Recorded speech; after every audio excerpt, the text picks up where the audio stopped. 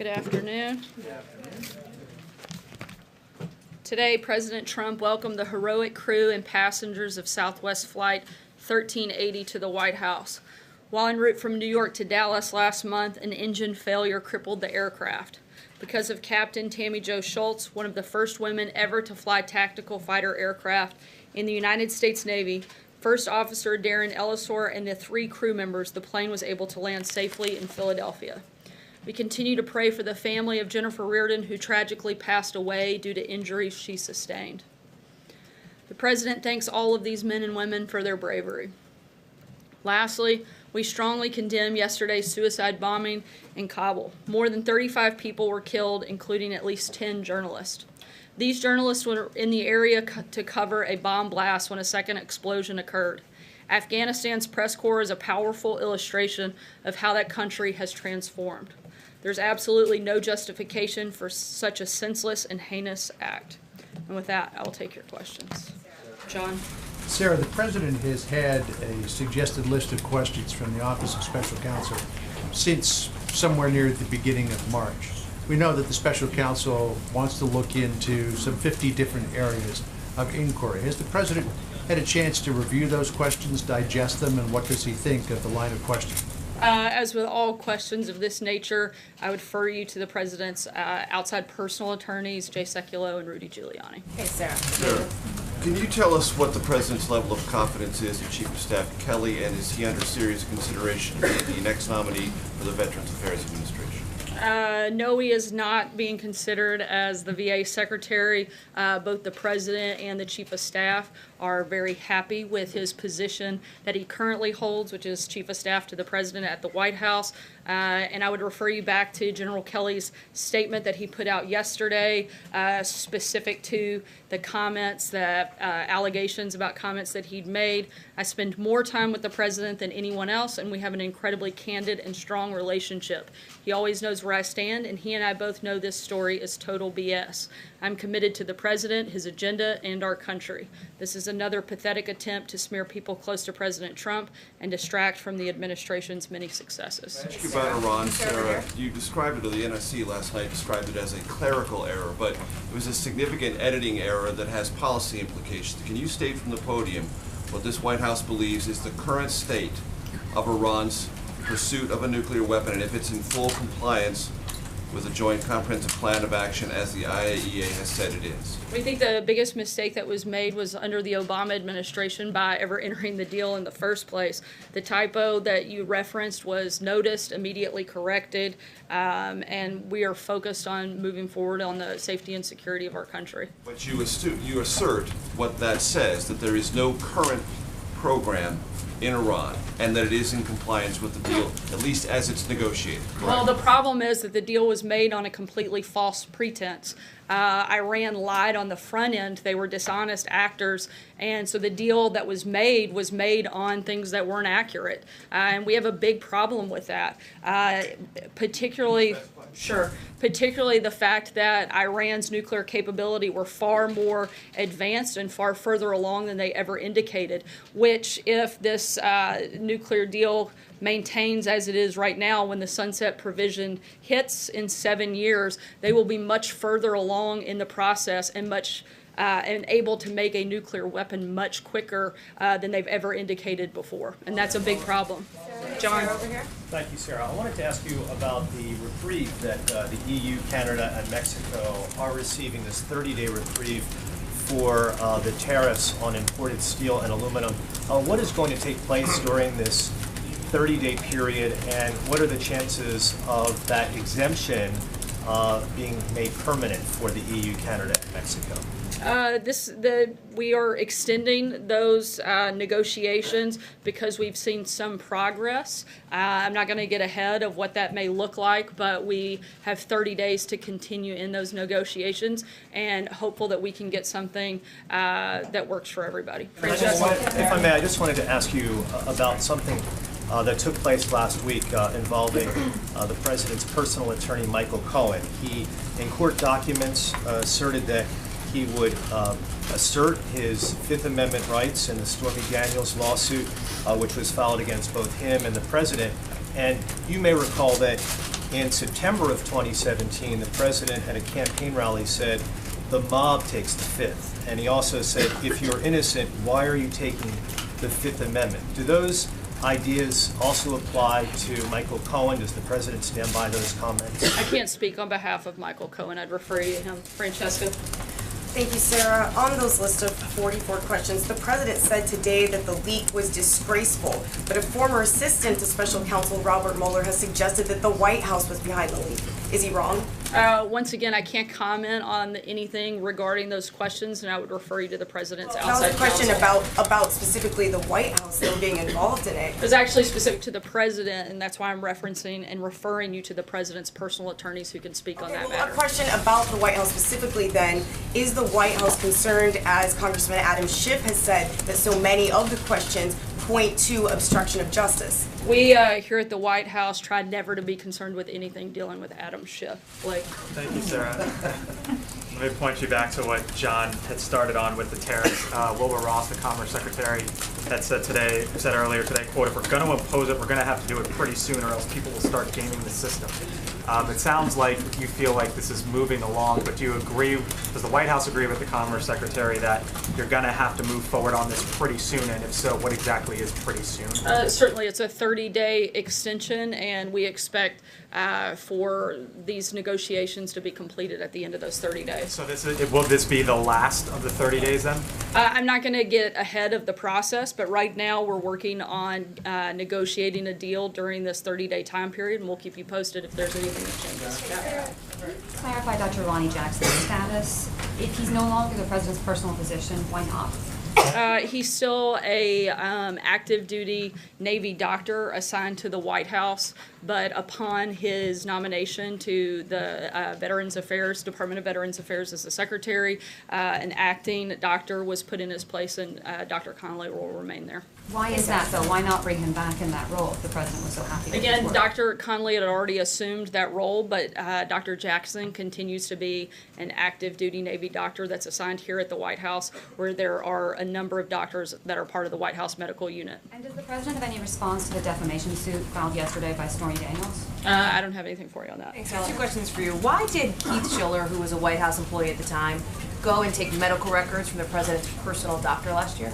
As is standard operating procedure for a new president, the White House medical unit took possession of the president's medical records. It was characterized as a raid. Is that your understanding of what happened? The doctors seemed to be pretty upset about it. No, that is not my understanding. And my second question, Sarah, just relates to the... Actually, this is your third question. No, follow-up. Thank you. You talked about, you made it very clear you don't want to get into this list of questions from the New York Times, which is fine, but the president has tweeted about it. He's talked about how none of these questions relate to collusion, but that's not true. Over a dozen of them do.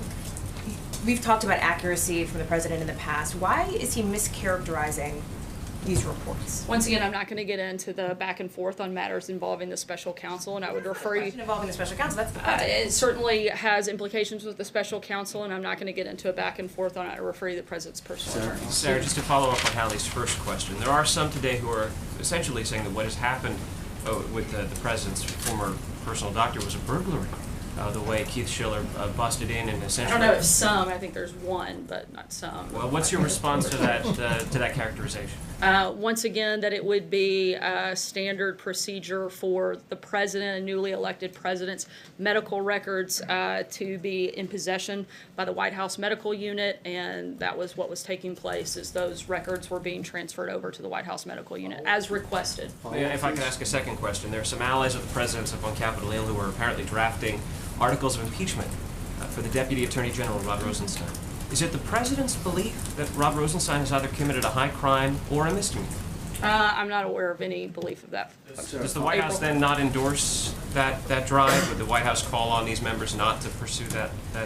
I haven't seen the specific document, but we don't have any personnel announcements, and we're continuing to move forward with the Department of Justice. Sarah, there are two questions. There are questions percolating about James Shaw Jr. And the president. The president has he called him? Is he planning on meeting with him? He's talking to heroes. He had the heroes of the Southwest flight in the Oval Office today.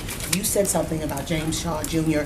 last week, but is the president himself going to reach out to him? Will he come to the White House? My understanding is that there has been an outreach effort to bring him here to the White House, and I'll keep you updated on that as I have more information. Okay, and second question. Payoffs, hush money, Russia trolls, Facebook, WikiLeaks, DNC had Comey email investigations on the eve of the election, allegations of collusion. Do these issues give support to those who say, who offer questions about the president's legitimacy? I'm not sure I followed the question, but I think the fact that millions of Americans came out and voted for and continue to support this presidency makes him pretty legitimate. Steve? In explaining the announcement yesterday, how is that affecting the president's thinking about what to do about the Iran nuclear deal? Certainly the fact that the deal was made under false pretenses is problematic, but the president's been very clear that he thinks the deal is one of the worst that we've ever seen, and we'll keep you posted when he's made a final decision on that front. When did the president first hear about this? Was it in early March when he spoke to Prime Minister Netanyahu? I'm not aware of the exact date that the president was made aware, but the White House and the president were made aware prior to Israel's announcement yesterday. Last thing, was this coordinated yesterday with the White House? Did Netanyahu give you a heads up and say this is coming? This was something that the Israelis did. However, they did give us a heads up that it was going to take place prior to the announcement. Sarah, back to the president's tweet this morning. He said there is no question on collusion, but when you look at these specific questions about outreach by the campaign to Russia, aren't these questions about collusion? Once again, I'm not going to get into a back and forth about questions leaked or anything having to do with the special counsel, and I would refer you to the president's attorney. And just one more, does this list factor at all into whether or not the president will or will not speak with the special counsel? Once again, I would refer you to the president's outside counsel. Sure. But in terms of that, though, the president has said before several times he would like to sit down with the special counsel. Where is he on that? Do you believe he has made up his mind on that? Again, I would refer you to the president's outside counsel to. At all, do you think? Again, I'm not going to get into back and forth on any matters related to the. Let me try a different topic if I can. On the NSC, the NSC says it was a clerical error. But how does a mistake like this get made? And do you believe that the White House has a credibility problem around the world with its statements like this? Do you take this seriously? Absolutely, which is why we immediately corrected it. But again, I think the biggest mistake is the fact that the United States ever entered into the Iran deal in the first place. That, to me, seems to be the biggest mistake in this process, not a simple typo that was immediately corrected and notified individuals as soon as we knew that it had happened. The White House never sent out a corrected statement. They put it on their website, but they have never sent out a corrected statement. Why was that? We responded to every journalist inquiry that we received that we're aware of, or to the best that we could, responded to each person that asked about that. Sarah, the president yesterday talked about holding his meeting with Kim Jong-un in the DMZ, and he said there are some people that don't like the look of it. Has the location of this meeting and doing it in the DMZ been the subject of some debate internally? And what qualms might some members of the staff have about holding a meeting there? I'm not going to get into the deliberations on this at this point, but the list has been narrowed, as the president said, and we expect to have an announcement on that soon. Can I ask one more follow-up on Iran? You said twice now that the Iranian nuclear deal was made under false pretenses, but you know, as is clear from the historical record, the U.S. and its partners made this deal with Iran precisely because they knew Iran wasn't truthful about its military nuclear program. So are you suggesting that back in 2014-15 we believed Iran? I'm suggesting that the deal never should have been made in the first place, and even the fact that they had been known to be bad actors to some degree, the degree to which they were not being honest was not fully known at the time the Iran deal was made, is our understanding. Thanks, Sarah. Two questions. One is about the lawsuit filed today by California and 17 other states over their right to have EPA fuel standards in cars. They're fighting the administration on this. I wanted to know what your response was to the lawsuit and also the broader question that this administration seems to be on the other side of the traditional Republican argument on states' rights on a number of cases. Is there any apprehension internally about having such a heavy hand with the states? Certainly, the administration supports state rights. In regards to the specific lawsuit, we're reviewing that, and we'll let you know when we have a statement out. And the second question was about the NRA meeting this week. There are a lot of Americans who say this is an insensitive time to be speaking to the NRA, given the epidemic of gun violence, which the president himself has talked about. What's the administration's response to that? Why make the decision to speak at the NRA now? As the president has said before, a lot of presidents have not spoken before the NRA at their annual convention. Certainly, as we have indicated on many occasions, safety is a big priority. Security is a big priority for the administration, but we also support the Second Amendment and strongly support it, and don't see there to be a problem with speaking at the National Rifle Association's meeting. Aisha. Thank you. You mentioned earlier, or you were asked about VA secretary. Where does the White House stand in that decision-making process? Are you guys talking to potential candidates now about that position? We are, and the president will be meeting with a number of individuals over the next couple of weeks, and we'll keep you guys posted as we get further in that process. John? Yeah. Thank you, Sarah.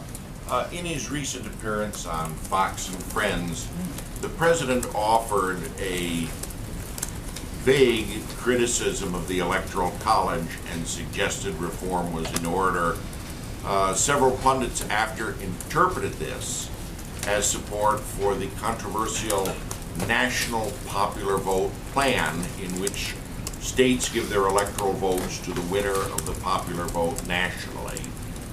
Is that what the president meant? Could you offer a more perspicacious definition of what he said that day? I don't have any policy announcements on that front or something that we're looking to do, but certainly want to always look for the best way to preserve the integrity of our elections. Well, Olivia, also, sorry, go ahead. yeah, was he aware that the Republican National Committee in May of 2011 had a resolution condemning that National Popular Vote plan? I'm not sure if he was aware, but I am pretty sure that the president is more than happy at times to say what he thinks is right, whether or not that there was a statement made many years ago contrary to that. Olivia? Thank you, Sarah. I've got a couple on foreign policy. You mentioned the Afghan attack. When Senator Rand Paul came out and said he was going to support Mike Pompeo for Secretary of State, he said that he was doing so because Mike Pompeo now agreed with the president that the time is now to withdraw from Afghanistan. Does the president agree with that characterization of his views? I don't have any updated policy guidance on that front. We laid out our Afghanistan strategy just a few months ago, and there's no change to that policy at this point. And then on Iran, the question of what it means to withdraw from the Iran nuclear agreement has come up a couple times. In the president's mind, does that mean immediately reimposing sanctions, doing what's called snapback, or does it mean something else? I'm not going to get ahead of anything the president may or may not do, and once he makes a final decision, he'll make that announcement. Last question, Brian. Thank you very much, Sarah. When the president spoke with Israeli Prime Minister Benjamin Netanyahu on Saturday, did the Israeli trove of documents about Iran's nuclear program come up? And did the president encourage Israel to release those documents on Monday? I'm not sure beyond the readout of the call, but I do know that we had discussions with Israel about their rollout, and we were notified prior to their announcement being made yesterday. The White House have us encourage Israel on the timing of the release? I'm not aware of specific coordination on the timing, but we certainly supported their announcements and supported their efforts. Was there not desire by the White House to have Israel release these documents in order to influence the domestic debate here in the United States, in order to paint the deal in a different light? I think there was a desire to make sure people understood the truth and had all of the information that was out there. Thanks so much, guys.